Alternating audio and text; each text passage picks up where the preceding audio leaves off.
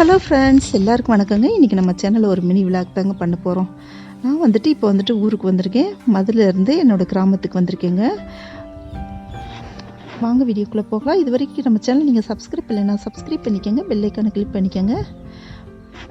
நான் எப்போயுமே மதுரைக்கு வந்தேன் அப்படின்னு சொன்னால் நான் என்னோடய நாத்தனார் வீட்டில் தாங்க தங்குவேன். என்னோடய வீட்டுக்காரரோட அக்கா வீட்டில் தான் தங்குவோம். நாங்கள் அங்கே இருந்துட்டு தாங்க ஊருக்கெலாம் போயிட்டு வருவோம், கிராமத்துக்கெலாம் போயிட்டு வருவோம். அப்புறம் கோவிலுக்கு, மீனாட்சி அம்மன் கோவிலுக்கு, எல்லா இடத்துக்குமே அங்கே இருந்தால் போயிட்டு வருவோம். இப்போ என்னோடய அம்மா உயிரோட இல்லை. எப்போவுமே பார்த்தீங்க அப்படின்னு சொன்னால் ஒரு பொண்ணுக்கு அம்மா கண்டிப்பாக முக்கியங்க. அம்மா இல்லை அப்படின்னு சொன்னாலே அங்கே நம்மளுக்கு இடமே இல்லாமல் போயிடுது. ஆனாலுமே ஊரில் என்னோடய சொந்தக்காரங்களாம் நிறைய இருக்காங்க. சித்தப்பாவங்களாம் இருக்காங்க, சித்தப்பா பிள்ளைங்களாம் இருக்காங்க, அப்புறம் சின்னம்மா எல்லாருமே இருக்காங்க. அதனால் நான் கண்டிப்பாக போவேங்க. என்னோட ஒரு தம்பி வீடுமே அங்கே இருக்காங்க. என்னதான் 1000 சொந்தக்காரங்க இருந்தாலுமே நம்ம அம்மா இருக்கிற மாதிரி வராதுங்க. எல்லாருமே நான் தான் என் குடும்பத்தில் மூத்த பொண்ணு. அதனால எல்லாருமே என் மேலே ரொம்ப பாசமாக இருப்பாங்க. நான் போனேன்னா உடனே திரும்பிடுவேன், கொஞ்சம் நேரம் இருந்துட்டு திரும்பிடுவேன். அப்படி இல்லை அப்படின்னு சொன்னால் ஒரு நாள் மட்டும் தங்குவேன். ஒரு வாரம் தங்கினேன் மதுரையில் அப்படின்னு சொன்னால் கண்டிப்பாக ஒரு 2 தடவை போயிட்டு வந்துடுவேன். ஊருக்கு 2 தடவை 3 தடவை நான் போயிட்டு வந்துடுவேன். இப்போ இந்த சின்னம்மா சட்னிக்கு வதக்கிட்டு இருக்காங்க. இவங்க ரொம்பவே சூப்பராக சமைப்பாங்க. அந்த காலத்துலலாம் பார்த்துங்க, நான் சின்ன பிள்ளையா இருந்தப்பெல்லாம் பார்த்துங்க, எல்லாருமே ஒரே குடும்பமாக தான் இருந்தோம், கூட்டு குடும்பமாக தான் இருந்தோம். அப்போ பார்த்தீங்கன்னா வேலையெல்லாம் பார்த்தீங்கன்னா எல்லாருமே பகிர்ந்து செய்வாங்க. ஒருத்தவங்க அவ்வளவு அந்யோன்யமாக பாசமாக இருப்பாங்க. கூட பிறந்த அக்கா தங்கச்சி மாதிரியே நினைப்பாங்க எல்லாருமே. சின்னம்மாவங்க, அம்மாவங்க எல்லாருமே பார்த்தீங்கன்னா அவ்வளோ நல்லாயிருக்கும். ஏதாச்சும் ஒரு தீபாவளி, பொங்கல்லாம் பார்த்துங்க அவ்வளோ ஜேஜின்னு இருக்கும். எங்கள் வீட்டில் பசுமாடெல்லாம் இருந்தது, நிறையா இருந்தது, வண்டி மாடு எல்லாமே நிறையா இருந்தது. விவசாயம் செம்மையாக இருக்குங்க. தோட்டம்லாம் இருந்துச்சு, எங்களுக்கு வயல்லாம் இருந்துச்சு, நல்ல விவசாயம் நடக்கும். வீட்டை சுற்றி பார்த்தீங்க அப்படின்னு சொன்னால் அவ்வளோ ஒரு பச்சை பசுமையாக இருக்குங்க. நான் சின்ன பிள்ளையா இருந்தப்போ பார்த்தீங்கன்னு வச்சுக்கோங்க, எங்கள் வீட்டு வாசலில் வேப்ப மரம் இருக்கும். அந்த வேப்ப மரம் நிறைய மரம் இருக்குங்க, வேப்ப மரம். அப்போ பார்த்தீங்கன்னா வெயில் சுத்தமாக வாசல் விழுகாதுங்க. சுற்றி பார்த்தீங்கன்னா எங்கள் சித்தப்பா விடாதாங்க இருக்கும். எங்கள் வீட்டை பற்றி நினச்சாலே எனக்கு ரொம்ப மனசு கஷ்டமாயிருங்க. இப்போ இந்த வீட்டில் யாருமே குடி இல்லை. இந்த வீட்டை இடித்து கட்ட போகிறாங்க, ரொம்ப பழசாயிடுச்சு அப்படின்னு சொல்லிட்டு.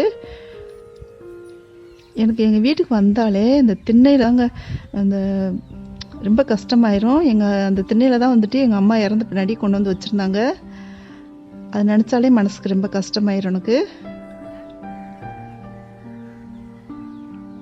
தென்னை மரம், அப்புறமேலுக்கு பார்த்தீங்கன்னா எலுமிச்சை மரம், அப்புறம் சீத்தாப்பழ மரம், இப்படி நிறைய மரங்கள் இருக்குங்க. சித்தப்பா வீட்டுகளில் எல்லா வீட்டுகளையுமே வச்சுருக்காங்க. எங்கள் வீட்லேயும் சரி, சித்தப்பா வீட்டுகளையும் சரி, அவள் வீட்டை சுற்றி ஒரே பசுமை தாங்க. ஏதாச்சும் ஒரு ஃபங்க்ஷன்னா நான் சின்ன பிள்ளையா இருக்கும்போதெல்லாம் பார்த்தீங்கன்னா இந்த வாசலில் திண்ணையில் ஃபுல்லாக எல்லாம் உட்காந்து கிடப்போம், விடிய பேசிட்டு போய் ஏதாச்சும் ஃபங்க்ஷன்னா. இப்போல்லாம் பார்த்தீங்கன்னா நிறைய பேர் மதுரைக்கு போயிட்டாங்க, கொஞ்சம் பேர் தாங்க ஊரில் இருக்காங்க. இங்கே எங்கள் தம்பி பிள்ளைங்க பம்பரை விட்டு விளையாடிட்டு இருக்காங்க. சின்ன சின்ன பசங்க தாங்க, எவ்வளோ அழகாக பம்பரை விட்டுட்டு இருக்காங்க பாருங்க. நெல்லிக்காய் மரம் கூட இருக்குங்க. இது நெல்லிக்காய் மரம் தான். அது பப்பாளி மரம், அவ்வளோ ஒரு காய்ச்சி தொங்குது இந்த மரத்தில். அப்போ என்னோட தம்பி பையன் என்கிட்ட கேட்டுகிட்டே இருந்தான், அத்தை நீங்கள் வந்திருக்கீங்களா, நான் லீவ் போடவா அப்பாட்ட சொல்லுங்க அப்படின்னு சொல்லி கேட்டுகிட்டே இருந்தான்.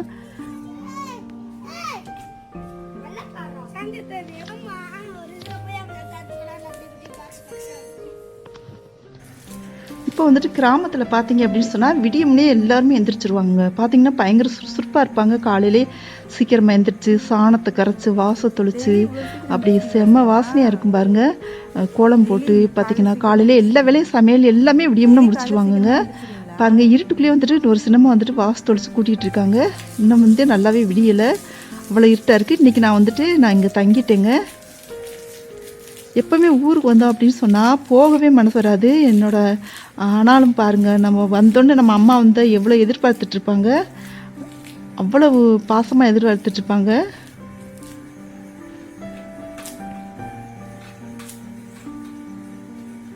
அந்த நாட்கள்லாம் வர்றது ரொம்ப ரொம்ப கஷ்டங்க.